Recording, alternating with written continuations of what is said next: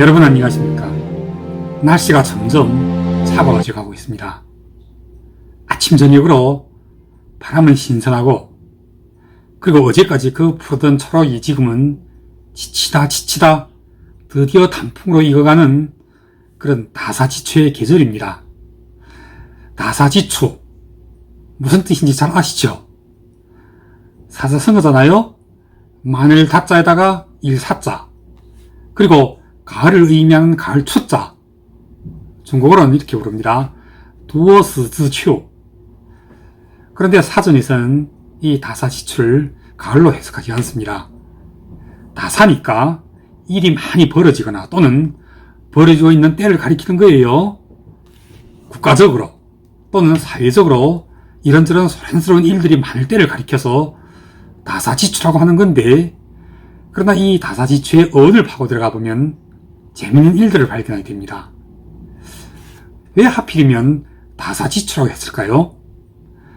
그러니까 그 시간, 그 때를 의미하는 가을 추자에다가 봄 춘자나 또는 여름 하자, 또 아니면 겨울 동자를 붙이지 않고 왜 꼭 하필이면 가을 추자를 붙였겠냐는 것입니다. 이를테면 다사지춘 또는 다사지하 또는 다사지동이라고 해도 될 거잖아요. 그런데 그렇게 부르지 않고 꼭 다사지추, 즉 사회적으로 또는 국가적으로 많은 일들이 발생하고 있는 그 시간대에다가 왜 하필이면 가을 추자를 붙였겠냐는 것입니다.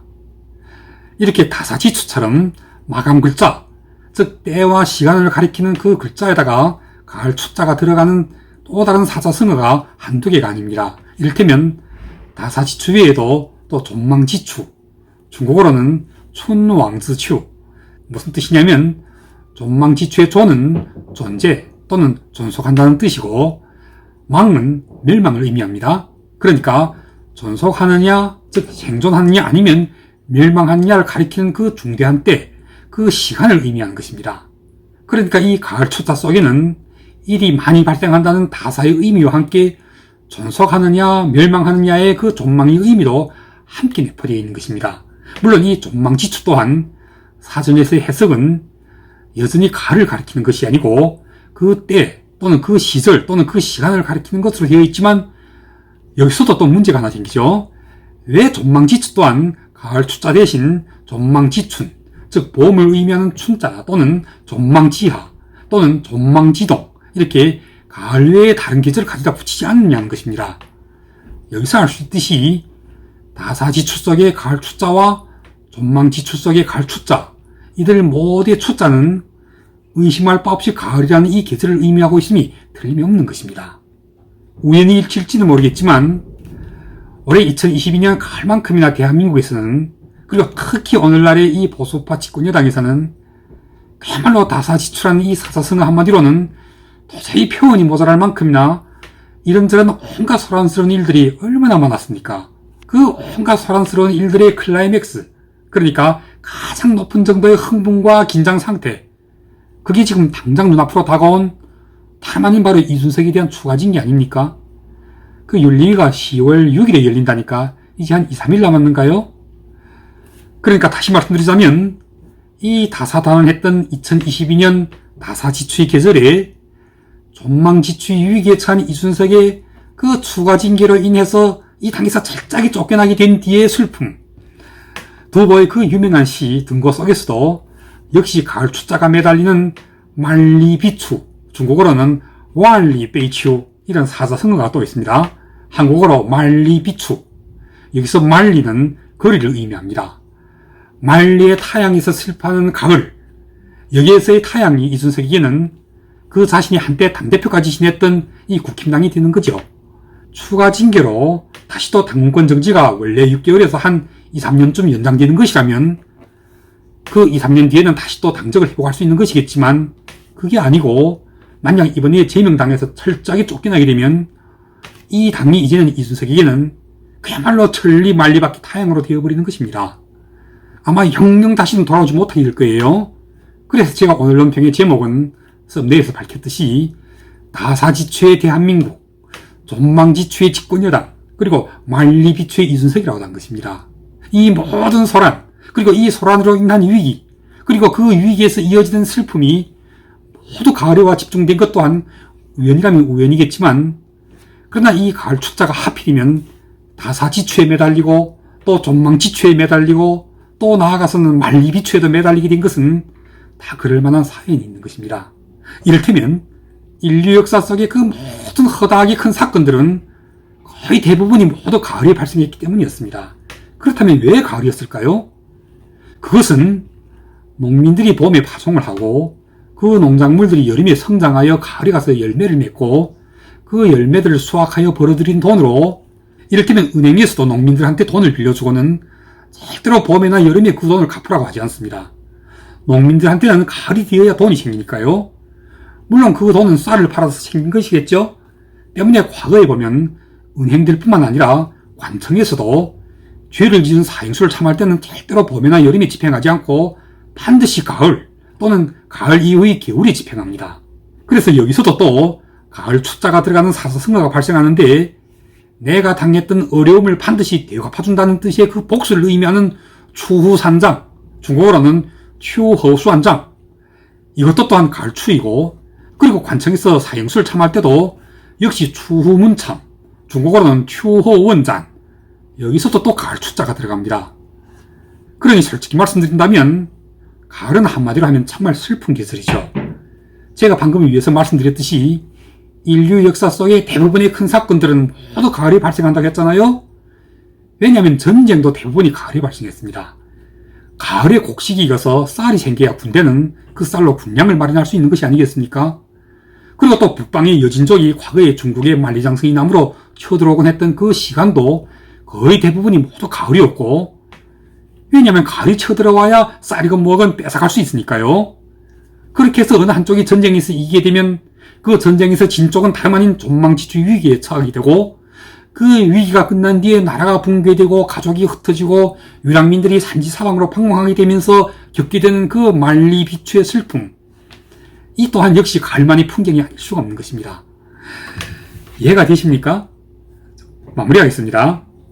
다사다난했던 이 다사지추의 계절을 만난 대한민국, 그리고 존망지추의 위기에 맞닥뜨린 보수파의 집권여당, 그리고 이 위기 뒤끝에 이어지게 되는 패자 이준석이 받아안게 될 그 만리비추. 그러나 가을은 슬프기만 한 것은 아닙니다. 가을은 한편으로 천고마비의 계절이기도 하죠. 천고란 하늘 천자의 높을 고자입니다. 하늘이 높다는 뜻이 아니겠습니까? 그리고 마비는 살찐 말을 의미하죠. 말맞자에 살찌다는 빗자인데, 중국어에서는 또 천고마비를 하지 않고 여전히 가을 추자를 따라서 추고마비라고 부릅니다. 추고란 가을 하늘이 높다는 뜻이죠. 그래서 추고마비, 중국어로는 추고마비 또는 추고치霜, 무슨 뜻이냐면 가을 하늘은 높고 상쾌한 기운은 천지에 넘친다는 뜻입니다. 그런 상쾌한 기운을 가리켜 우리는 그걸 화기라고 부릅니다. 여기서의 화자는 서로 뜻이 맞는 좋은 상태의 화자요. 그런 좋은 상태의 기운은 또 어디서부터 오는 것일까요? 현재 대한민국 역사박물관에 소장되어 있는 그 유명한 월하의 휘호 입충추 속에 들어있는 첫 구절이 이랍니다. 중국어로는 이렇게 읽어요. 허치즈라이 쥔즈자이, 화평한 기운은 스스로 군자의 집이 이루고, 그리고 그 다음 구절이 봄빛은 길한 사람의 집에 먼저 도착한다. 중국어로는 충광시엔도 지런지야. 이게 무슨 뜻이겠습니까?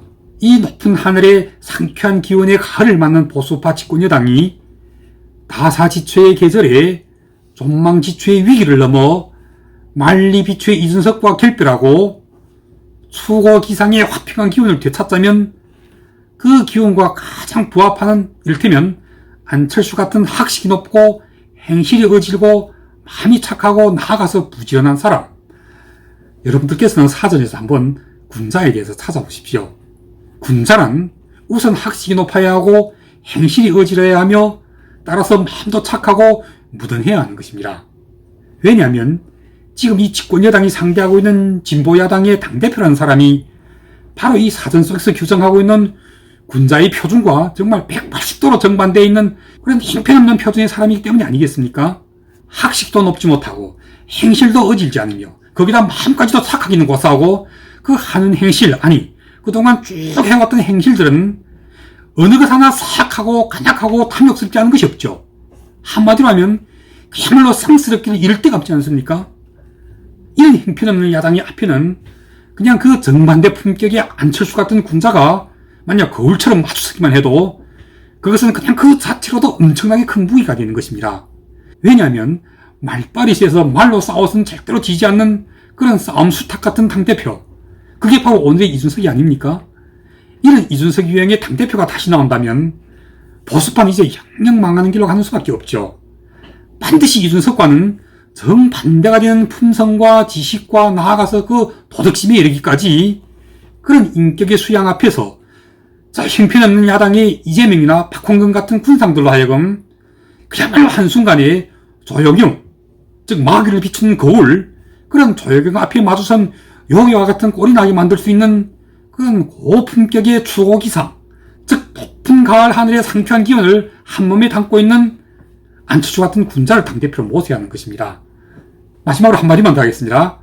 보수는 품격에 살고 품격에 죽습니다. 진정한 품격은 절대로 말빨에서 오지 않습니다. 사납고신 말빨은 그 자체가 품격과는 아무런 인연도 없습니다. 추고기상이라고 하지 않습니까? 높은 가을 하늘의 상쾌한 기운은 오로지 군자에게만이 어울리는 기상이요. 그런 기상은 오로지 높은 학식과 의진 행실과 착한 마음과 그리고 나아가서는 부지런한 사람에게서 오는 법인 것입니다. 그럼 오늘 방송은 여기까지 하겠습니다. 감사합니다.